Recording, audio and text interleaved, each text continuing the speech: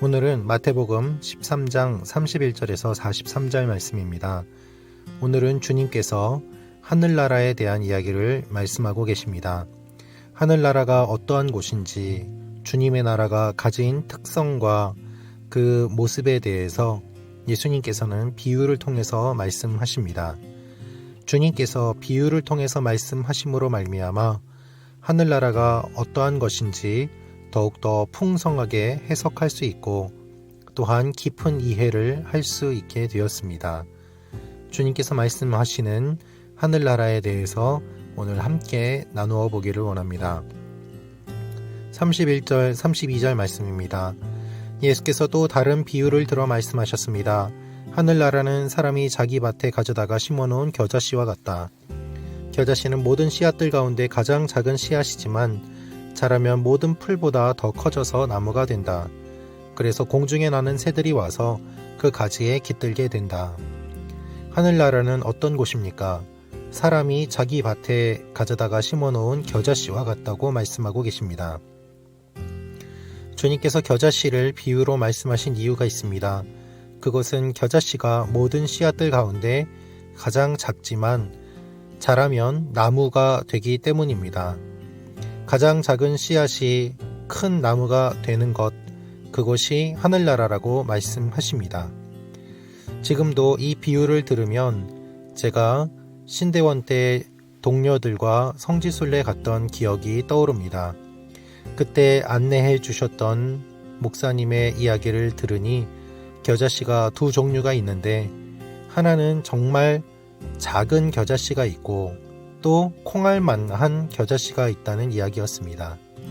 아주 작은 겨자씨는 커서 나무가 될 정도까지 자라지는 않지만 콩과 같은 크기의 겨자씨는 커서 나무 정도가 되는 겨자씨가 있다고 이야기를 하면서 주님께서 말씀하신 겨자씨 비유가 실제로 어떠한 것이었는지 서로 겨자씨가 이것이 맞다 저것이 맞다 하면서 동료들끼리 언쟁을 벌였던 기억이 있습니다. 주님께서 말씀하신 핵심적인 내용과는 별개로 우리는 어리석게도 어떤 종류의 겨자씨인가를 가지고 다툼을 벌였던 것입니다. 이와 같은 일들이 우리의 삶에 자주 일어납니다. 오늘 주님께서 말씀하시는 내용은 겨자씨가 핵심이 아니라 하늘나라가 바로 그와 같은 특성을 가지고 있다는 것이죠. 이와 같은 의미로 다른 비유를 들어 말씀하십니다. 그것이 바로 누룩 비유입니다. 33절 말씀입니다. 예수께서 또 다른 비유를 들어 말씀하셨습니다. 하늘나라는 여인이 가져다가 밀가루 3-4톤에 섞어 온통 부풀게 하는 누룩과 같다. 누룩은 작지만 다른 것들을 부풀게 하고 크게 합니다. 오늘 주님께서 비유를 통해서 말씀하시는 내용의 공통점은 무엇인가 하면 작은 것이 커진다는 것입니다. 하늘나라는 어떤 특성을 가지고 있습니까? 하늘나라는 작은 것이 커지는 특성을 가지고 있습니다. 주님께서는 이와 같은 하늘나라의 특징을 말씀하시면서 비유가 아니면 아무것도 이야기하지 않으셨다라고 말씀하고 있습니다. 제자들이 이 비유의 의미를 물어봅니다. 그리고 주님께서는 해석해 주십니다. 주님께서 해석해 주시는 내용은 무엇입니까? 주님께서 해석해 주시는 내용을 살펴보면 일꾼은 천사들이고 원수는 마귀고 추수 때는 세상의 끝이라고 말씀하시면서 마지막 때가 있음을 주님께서 분명히 말씀하고 계십니다.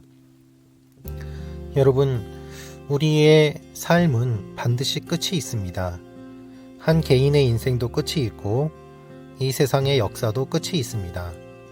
주님의 나라가 이 땅에 성취될 때가 반드시 있습니다.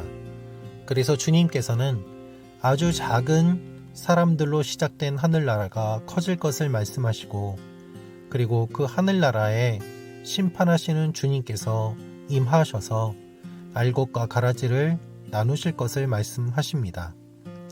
우리가 살고 있는 이 시대는 영적 추수의 시대라고도 말을 합니다. 그러나 그것은 예수님께서 오셨던 그때부터 지금까지 추수의 때입니다. 하늘나라는 계속해서 확장되어야만 하고 그것은 인간의 권위와 권세와 사람의 수로 확장되는 것이 아니라 하나님의 능력과 사랑과 은혜로 확장되는 것입니다. 우리는 지금도 하늘나라의 확장을 위하여 힘쓰는 사람들이어야만 합니다. 주님을 사랑하는 사람들은 언제나 소수였고 또한 주님께서 기억하시는 사람들도 소수였습니다. 우리는 여전히 대중이 아니라 소수로, 무리가 아니라 제자로 주님 앞에 나와야만 합니다. 여러분, 교회 건물의 크기가 내 신앙과 아무런 관계가 없습니다. 우리 한 사람 한 사람이 하나님 앞에 어떠한 모습으로 서 있느냐가 그것이 중요합니다.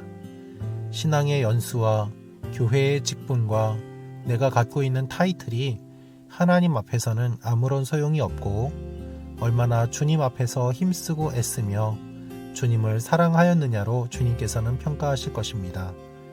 그래서 주님은 오늘도 작은 한 사람을 통하여서 놀라운 큰 일을 이루어 가시는 것입니다. 오늘 하루도 이 사실을 기억하며 하나님 앞에 나아가는 여러분과 제가 되기를 원합니다. 하나님께서 여러분을 통하여서 놀라운 일들을 이루어 가십니다. 그리고 하늘나라가 여러분을 통하여서 이 땅에 이루어지게 될 것입니다. 기도하겠습니다.